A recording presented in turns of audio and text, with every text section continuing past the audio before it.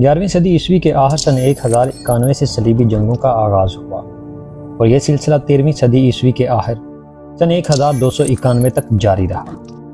200 برس سے زائد اس معرکہ آرائی میں جرمنی، فرانس، برطانیہ اور یورپ کے تمام عیسائی حکمرانوں نے حصہ لیا۔ ان صلیبیوں کا مقابلہ والی موصل عماد الدین زنگی، سلطان نور الدین زنگی اور سلطان صلاح الدین ایوبی جیسے مجاہدوں نے کیا۔ ایوبی خاندان کے بعد مملوک ترک صلیبیوں سے نبرد آزما رہے۔ اس طرح کل 7 بڑی صلیبی جنگیں ہوئیں۔ صلاح الدین کا تعلق کرد قوم سے تھا۔ وہ 19 ستمبر سن 1138 میں تکریت کے مقام پر پیدا ہوا۔ اس کا نام یوسف رکھا گیا۔ صلاح الدین نے سلطان نور الدین زنگی کے زیر سایہ تربیت پائی۔ سن 1160 میں جب صلیبیوں کو صلاح الدین نے مصر سے نکال باہر کیا تو حلیف العضد الدین اللہ نے یوسف کو ملک الناصر صلاح الدین ایوبی کا نام عطا کیا۔ اس وقت صلاح الدین ایوبی کی عمر 22 سال تھی۔ سلطان نور الدین زنگی کی طرح صلاح الدین ایوبی کو بھی بیت المقدس سے عشق تھا۔ بیت المقدس یروشلم یہودیوں، عیسائیوں اور مسلمانوں کے لیے خاص اہمیت کا حامل شہر ہے۔ یہودی اسے یوں مقدس سمجھتے ہیں کہ یہاں حضرت سلیمان علیہ السلام نے عظیم الشان عبادت گاہ ہیکل سلیمانی بنائی تھی۔ عیسائی اسے اس طرح اہم جانتے ہیں کہ یہاں حضرت عیسیٰ علیہ السلام نے تعلیم و تبلیغ کا سلسلہ جاری رکھا تھا، اور مسلمانوں کے لیے یہ شہر اس لیے مقدس ہے کہ اس قبلہ اول سے سرور کونین ان حضرت صلی اللہ علیہ وآلہ وسلم نے سفر معراج کیا تھا۔ قرآن پاک میں اللہ سبحانہ وتعالی ارشاد فرماتے ہیں، پاک ذات ہے وہ جو اپنے بندے محمد صلی اللہ علیہ وآلہ وسلم کو راتوں رات مسجد حرام سے مسجد اقصی تک لے گیا، جس کے ارد گرد کو ہم نے بابرکت بنا رکھا ہے تاکہ ان کو ہم کچھ اپنے عجائب قدرت دکھائیں۔ بے شک اللہ تعالیٰ سب سننے والا اور سب دیکھنے والا ہے۔ سن 638 میں خلیفہ ثانی امیر المؤمنین حضرت عمر رضی اللہ تعالیٰ عنہ نے بیت المقدس یعنی یروشلم فتح کیا۔ اس فتح کے نتیجے میں مسلمان اور عیسائی یہاں پرامن طور پر رہنے لگے۔ یہودی، عیسائی اور مسلمان دیگر علاقوں سے یہاں زیارت کے لیے آتے رہے۔ پھر سن 1099 میں عیسائی فوج نے بیت المقدس یعنی یروشلم پر قبضہ کر لیا۔ وہاں کے باشندوں کا بے دردی سے قتل عام کیا۔ بیت المقدس کی آزادی کے لیے جب صلاح الدین ایوبی نے تلوار اٹھائی تو تمام عیسائی دنیا صلاح الدین ایوبی کے خلاف صف آرا ہو گئی۔ صلیبی فوج کی تعداد 10 لاکھ سے زائد تھی، جبکہ سلطان صلاح الدین ایوبی کا لشکر 40,000 سپاہیوں پر مشتمل تھا۔ صلیبیوں کے پاس جدید ترین اسلحہ تھا اور باعمل اہل ایمان کے پاس صرف برہنہ تلواریں تھیں اور اللہ کی ذات پر غیر متزلزل یقین۔ یہ وہ ہتھیار تھے جن کے بھروسے سلطان صلاح الدین ایوبی نے تیسری صلیبی جنگ سن 1187 میں وہ عظیم الشان فتح حاصل کی جس کی سوزش سے آج بھی عیسائی دنیا کے سینے جلتے ہیں۔ زخموں کی اس جلن کو مٹانے کے لیے عیسائی دنیا نے دوبارہ صلیبی جنگوں کا آغاز کر دیا ہے۔ افغانستان اور عراق اس کی تازہ مثالیں ہیں۔ ان صلیبی جنگوں سے نمٹنے کے لیے ایک مرتبہ پھر فاتح اعظم صلاح الدین ایوبی جیسے مجاہد اسلام کی ضرورت ہے۔ بقول علامہ اقبال، نکل کے صحرا سے جس نے روما کی سلطنت کو الٹ دیا تھا، سنا ہے یہ قدسیوں سے میں نے، وہ شعر پھر آشکار ہوگا۔ السلام علیکم، میرا نام آذان ہے اور آپ دیکھ رہے ہیں نیکسٹ گائیڈنس۔ ہم آپ کو مسلمانوں کے ہیرو سلطان صلاح الدین ایوبی کی داستان سنانے جا رہے ہیں۔ تمام دنیائے مسلمان دعا گو ہیں کہ اللہ سبحانہ وتعالی ایک بار پھر فلسطین کے لیے سلطان صلاح الدین ایوبی کو پیدا فرمائے، آمین۔ آج سے 1500 سال قبل دنیا کے نقشے پر 2 عظیم طاقتیں موجود تھیں، ایک روم اور دوسری ایران۔ موجودہ سیاسی اصطلاح میں کہا جا سکتا ہے کہ یہ دونوں ماضی کی سپر پاور تھیں۔ روم پر عیسائیوں کی حکمرانی تھی اور ایران مجوسیوں یعنی آتش پرستوں کا مرکز تھا۔ ان کے عقیدے کے مطابق آگ ہر شے کو جلا دینے کی طاقت رکھتی تھی، اس لیے اسے خدا کا درجہ دے دیا گیا۔ ایران کے تمام چھوٹے بڑے معبدوں میں ہر وقت آگ روشن رہتی تھی اور پجاری بھڑکتے ہوئے شعلوں کے سامنے سجدہ ریز رہتے تھے اور صدیوں سے یہ محسوس دعا مانگتے تھے، اے ہمارے معبود، جس طرح تو لازوال اور عظیم ہے، اسی طرح اپنے نام لیواؤں کو بھی عزت و جلال عطا کر۔ ہمیں ہمارے دشمنوں پر ایسا غلبہ بخش دے جیسے ذبح ہونے والے جانور بے دست و پا نظر آتے ہیں۔ اہل زمین کے دلوں میں ہماری ایسی ہیبت ڈال کہ وہ سوتے میں بھی ہم سے خوف زدہ رہیں، اور درفشا کاویانی کو اتنا بلند کر کے وہ آسمان کو چھونے لگے۔ درفشا کاویانی آتش پرستوں کا مقدس پرچم تھا۔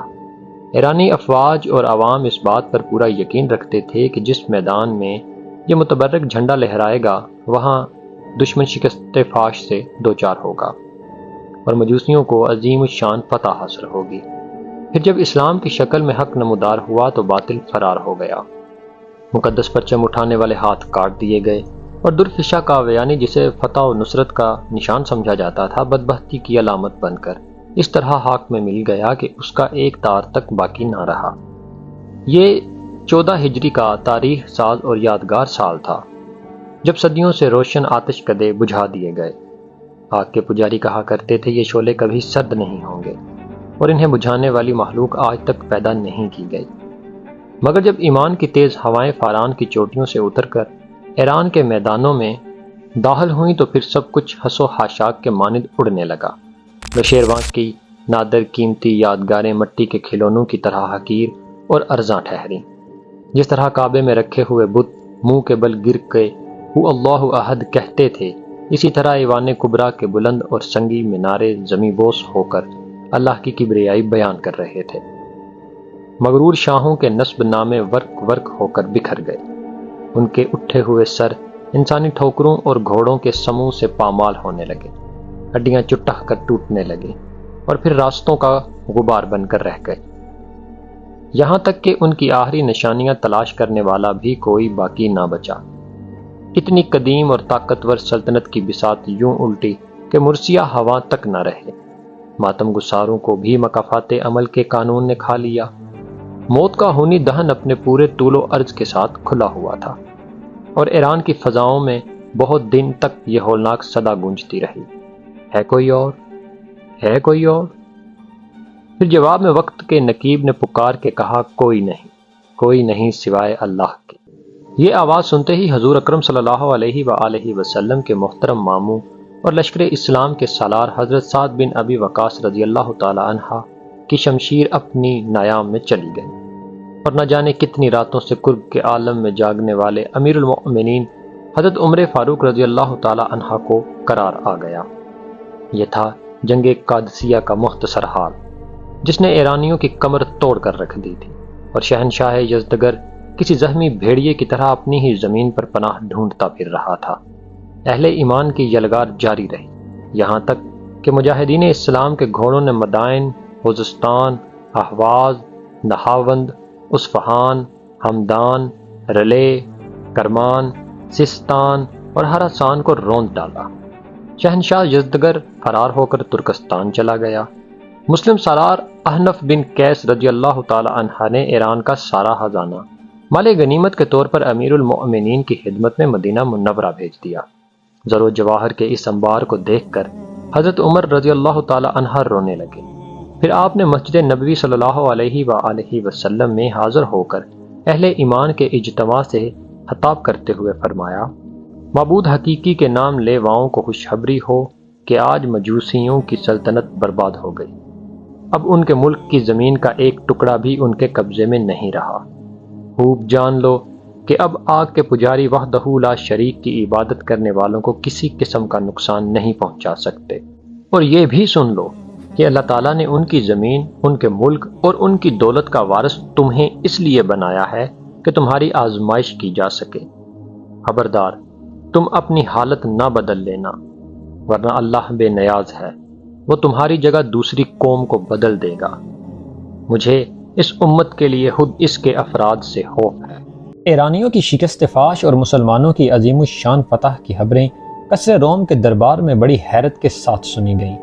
قصر کے ایک درویش وزیر لوکس نے اپنی نشست پر کھڑے ہو کر بصد احترام عرض کیا، اے ہرقل عظیم، مسلمانوں کی یہ بےہم فتوحات عیسائیوں کے لیے نیک شگون نہیں ہے۔ اس سے پہلے کہ یہ خونی سیلاب ہمارے سرسبز و شاداب علاقوں کو بہا کر لے جائے، ہمیں ایک مضبوط حصار بنا لینا چاہیے۔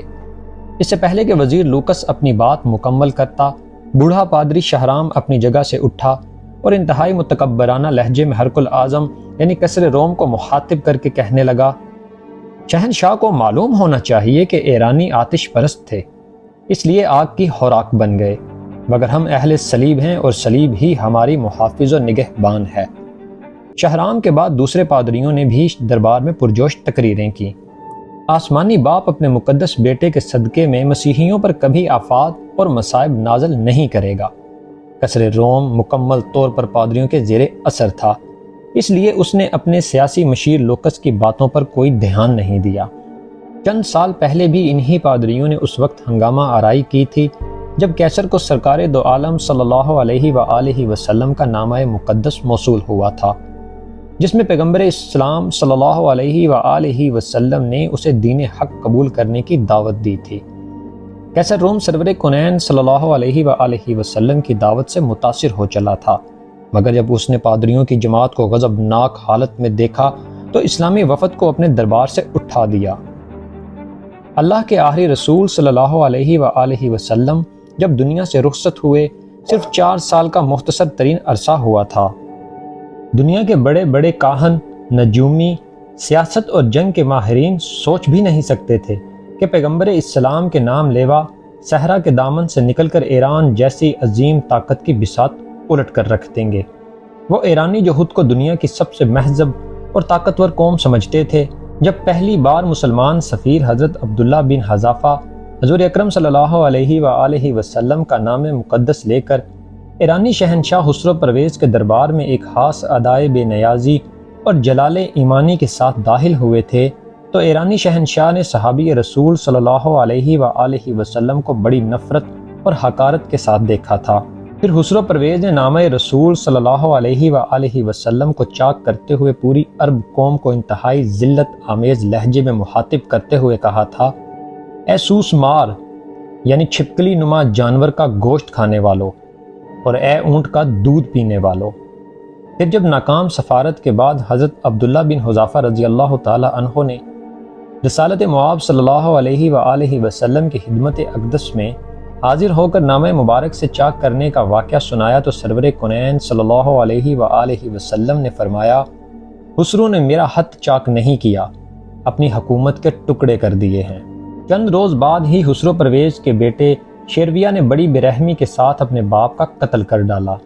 پھر چند سال بعد حضرت عمر فاروق رضی اللہ تعالی عنہ نے ایرانی سلطنت کے مضبوط ترین ستونوں کو کسی بوسیدہ کتاب کے اوراق کی طرح ہوا میں اڑا دیا۔ کیسر روم کے وزیر لوکس اس واقعے سے باخبر تھا، اسی لیے اس نے بھرے دربار میں مسلمانوں کی فتوحات اور یلغار کے سلسلے میں اپنے خدشات ظاہر کیے تھے۔ لوکس کا شمار اپنے وقت کے ذہین ترین افراد میں ہوتا تھا، اس کی جاگنے والی آنکھوں نے نوشتہ دیوار پڑھ لیا تھا۔ اب مسلمانوں کو رومیوں کی حریف طاقت بننے سے کوئی نہیں روک سکتا تھا۔ یہی وجہ تھی کہ لوکس بار بار کیسر روم کو صورتحال کی سنگینی کا احساس دلانے کی کوشش کر رہا تھا۔ پادری شہرام کے جاسوس محل کے گوشے گوشے میں پھیلے ہوئے تھے۔ جب ان جاسوسوں نے کیسر روم اور وزیر لوکس کی خفیہ ملاقاتوں کی اطلاع دی تو پادری شہرام گہری سوچ میں ڈوب گیا۔ پھر اس نے وزیر لوکس کو سیاسی منظرنامے سے ہٹانے کی تدبیر سوچ لی۔ اس وقت روم عیش پرستیوں کا مرکز تھا۔ بادشاہ، وزیر و امیر اور حواس و عوام رقص و سرور اور شراب نوشی کو انسانی زندگی کا ایک لازمی حصہ سمجھتے تھے۔ کیف و نشاط کی زندگی گزارنے پر کوئی قانونی اور اخلاقی پابندی عائد نہیں کی تھی۔ اپنے اسی ماحول کے زیر اثر وزیر لوکس بھی کیف و نشاط کا دل دادا تھا۔ پادری شہرام نے اس کی اسی کمزوری سے فائدہ اٹھایا۔ ایک رات جب لوکس خوبصورت عیسائی رقاصہ سوسن کا ہوش ربا رقص دیکھ رہا تھا تو مسلسل شراب نوشی کے اثر سے اس کے ہوش اور حواس زائل ہوتے جا رہے تھے۔ پھر اسی کیفیت میں لوکس نے سوسن سے رات کا آخری جام طلب کیا۔ سوسن بصد ناز و ادا لہراتی ہوئی آگے بڑھی اور اس نے دوسری زرنگار سراہی سے لوکس کا جام لبریز کیا۔ اس سراہی میں پادری شہرام کے منصوبے کے مطابق ایک خاص زہر شامل کر دیا گیا تھا جسے بڑے سے بڑا طبیب بھی آسانی کے ساتھ نہیں پہچان سکتا تھا۔ شراب حلق سے اترتے ہی لوکس کی حالت غیر ہونے لگی۔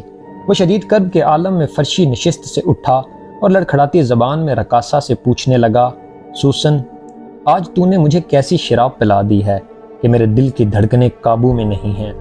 سوسن کے احمری ہونٹوں پر قاتلانہ تبسم ابھر آیا۔ سلطنت روم کے عظیم وزیر ساقی بھی وہی ہے، جام و پیمانہ اور صراحی بھی وہی۔ شاید یہ موسم بہار اور چاندنی رات کا اثر ہے کہ شراب میں تیزی آ گئی ہے اور نشہ عام دنوں سے زیادہ گہرا ہو گیا ہے۔ لوکس کچھ اور بھی کہنا چاہتا تھا، مگر اچانک اس نے دونوں ہاتھوں سے اپنے دل کو پکڑ لیا۔ وزیر سلطنت کا چہرہ پسینے سے تر ہو گیا، پھر وہ شدید اذیت کے عالم میں چند قدم آگے بڑھا اور لڑکھڑا کر فرش پر گر پڑا۔ لوکس کی یہ حالت دیکھ کر رقاصہ سوسن مسلسل مسکرائے جا رہی تھی۔ وزیر لوکس بڑی مشکل سے اٹھ کر بیٹھا، پھر اس نے پوری طاقت سے چیخ کر کہا، جاہل اور ریاکار پادریو، تم نے اس شخص کو قتل کر ڈالا جو روم کا دماغ تھا۔ اب تمہیں خداوند کے قہر سے کوئی نہیں بچا سکتا۔ یہ کہہ کر لوکس ایک بار پھر کھڑے ہونے کی کوشش کی، لیکن وہ اپنے قدموں کا توازن برقرار رکھ نہ سکا اور دوبارہ اوندھے منہ قالین پر گر پڑا۔ پھر چند لمحوں بعد اس کی حرکت قلب بند ہو گئی۔ رقاصہ سوسن تیزی سے جھکی۔ اس نے کئی بار لوکس کو آوازیں دیں، مگر جب وزیر سلطنت کے جسم کو ہلکی سی جنبشیں بھی نہیں ہوئیں تو اس نے کسی طبیب کی طرح لوکس کی کلائی پر اپنا ہاتھ رکھ دیا۔ وزیر سلطنت کی نبض ڈوب چکی تھی۔ لوکس کے عشرت قدے میں رقاصہ سوسن کا تیز کہکہا گونجا، مگر جب یہ گونج ختم ہوئی تو اس کے کانوں میں پادری شہرام کے الفاظ کی صدائے بازگشت ابھرنے لگی۔ اگر تو نے عیسائیت کے ایک بڑے دشمن لوکس کو مار ڈالا تو مقدس باپ اور بیٹا تجھ سے راضی ہو جائیں گے، تیرے سارے گناہ دھو دیے جائیں گے اور تو پارسا عورتوں کی طرح جنت میں داخل ہوگی۔ پھر جب رقاصہ سوسن وزیر سلطنت لوکس کے کمرے سے نکل کر محل کی راہداری سے گزر رہی تھی، اس کے دل و دماغ پر سرشاری کی عجیب سی کیفیت طاری تھی۔ سوسن کو یوں محسوس ہو رہا تھا جیسے وہ جنت کی کسی وادی میں محو حرام ہو۔ دوسرے دن کیسر روم اپنے مشیر ہاس کی لاش پر اداس کھڑا تھا۔ شاہی طبیب تمام تر کوششوں کے باوجود اس زہر کی نشاندہی نہیں کر سکے جسے پادری شہرام نے بڑی ذہانت کے ساتھ لوکس کے جسم میں داخل کرایا تھا۔